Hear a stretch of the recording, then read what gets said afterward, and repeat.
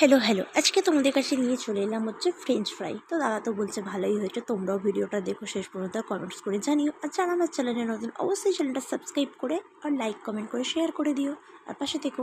তো চলো বানানো যাক। আজকে বানাচ্ছে হচ্ছে ফ্রেঞ্চ ফ্রাই।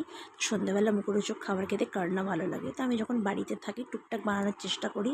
এটা বানিয়েছিলাম অনেক আগের ভিডিও, তো এখন যেহেতু গ্যাসের সমস্যা তো সেই জন্য টুকটাক ভিডিও সেরকমভাবেও হাতের তৈরি জিনিস বানানো হচ্ছে না বাড়িতে, খুবই কম, সবাই বুঝতেই পারছো। তো আলুটাকে আমি ছোটো ছোটো করে কেটে নিয়েছিলাম, সবার ফার্স্ট কেটে সিদ্ধ করে নিয়েছিলাম হালকা, একদম 70% মতো সিদ্ধ করে নিয়েছিলাম যাতে পুরোটা না সিদ্ধ হয়।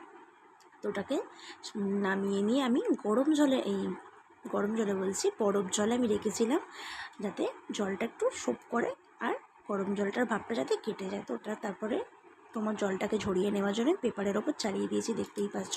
একটা ব্যাটার করে নিয়েছিলাম যেখানে আমি কর্নফ্লাওয়ার, হলুদ গুঁড়ো, লঙ্কা গুঁড়ো, তারপর হচ্ছে গোলমরিচ গুঁড়ো, স্বাদ মতো নুন দিয়েছিলাম, এটা যাতে খেতে সুন্দর হয়।